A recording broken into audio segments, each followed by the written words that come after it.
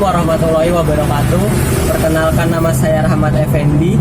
Saya Radiatun Nisa. Saya Rahmatul Mutmainah.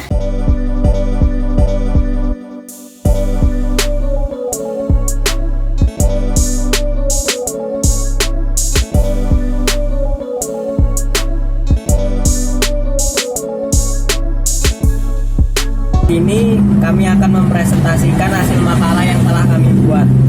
Dan kami mohon maaf apabila ada kesalahan baik dalam penulisan kata maupun dalam kata-kata.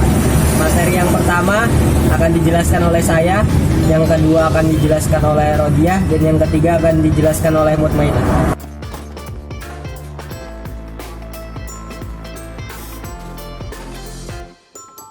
Saya akan menjelaskan materi yang pertama, yaitu tentang Pancasila. Pancasila sebagai dasar negara merupakan dasar yang digunakan oleh negara dalam mengatur seluruh penyelenggaraan negara di bidang ideologi, politik, ekonomi, dan sosial budaya. Era global menuntut kesiapan segenap komponen bangsa untuk mengambil peranan sehingga dampak negatif yang kemungkinan muncul dapat segera diantisipasi. Ideologi mencerminkan cara berpikir masyarakat, namun juga membentuk masyarakat menuju cita-cita. Oleh sebab itu, seharusnya kita sebagai generasi bangsa sadar akan pentingnya kebudayaan Indonesia, melalui turut serta dalam berbagai kegiatan positif dan lebih mencintai bangsa Indonesia dengan menerima kebudayaan. Kita sudah berkontribusi dalam menjaga Pancasila sebagai ideologi bangsa. Yang A, menelisik sejarah ilmu. Sejarah dalam bahasa Indonesia dapat berarti riwayat kejadian masa lampau yang benar-benar terjadi atau riwayat asal-usul keturunan. Sejarah juga sering disebut sebagai ibu atau induk dari semua ilmu sosial sains. Sejarah sudah ada sebelum ilmu-ilmu sosial sains diajarkan di sekolah atau institusi. Sejarah adalah ilmu basis dari semua ilmu sosial sains, filosofi, politik, ekonomi, bahkan kesenian dan kepercayaan. Sejarah adalah pelajaran yang sangat krusial dan fundamental dalam hal mengenal atau mempelajari semua hal tentang manusia. Umumnya, sejarah atau ilmu sejarah diartikan sebagai informasi mengenai kejadian yang sudah lampau. Sebagai cabang ilmu pengetahuan, mempelajari sejarah berarti mempelajari dan menerjemahkan informasi dan catatan-catatan yang dibuat oleh orang perorangan, keluarga, dan komunitas. Pengetahuan akan sejarah melingkupi pengetahuan akan kejadian-kejadian yang sudah lampau, serta pengetahuan akan cara berpikir secara historis.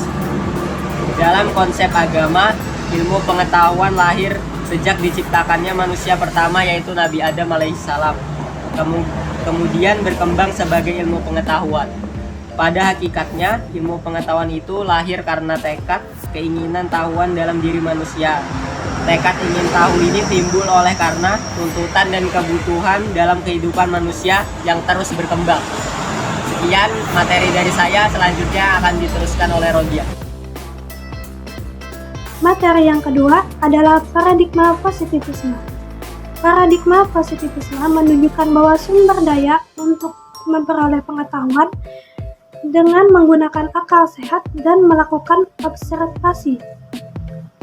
Penggunaan akal sehat merupakan potensi wahana untuk mencapai dan mengungkapkan kebenaran melalui observasi, sampai menemukan konsep, generalisasi, proposisis hukum, dan teori.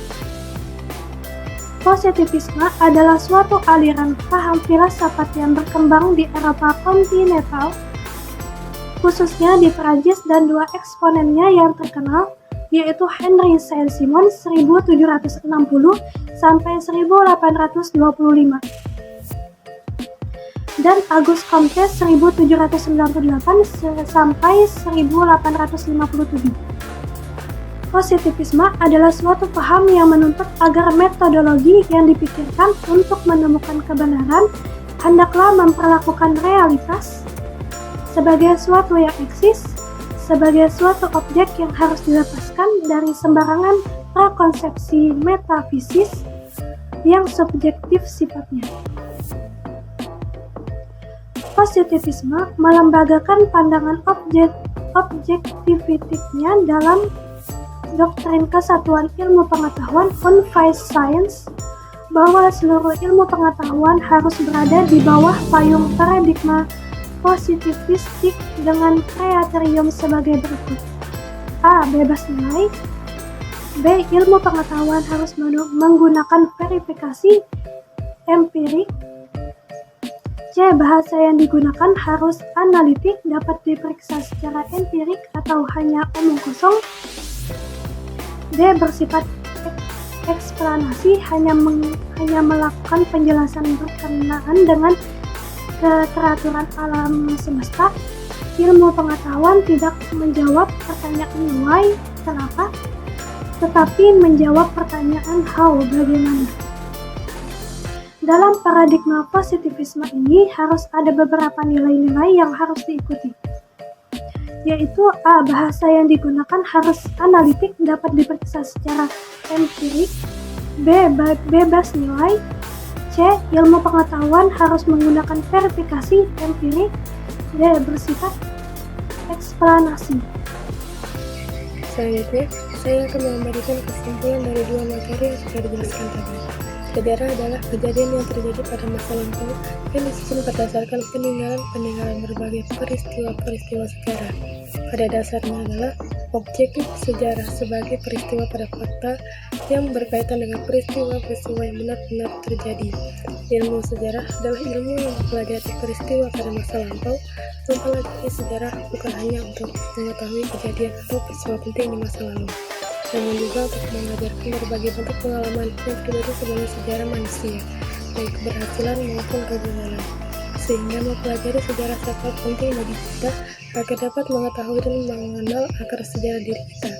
Karena mau tidak mau, kita adalah hasil dan pencapaian dari peristiwa sejarah tersebut. Paradigma positivisme dalam ilmu modern adalah menganggap realitas sosial yang terjadi sebagai sesuatu yang bersifat empirik dan dapat diobservasi secara nyata serta dapat dibuktikan secara ilmiah. Untuk paradigma positivisme ini sendiri berada pada posisi menjawab persoalan yaitu melihat tingkatan dan pengaruh realitas sosial.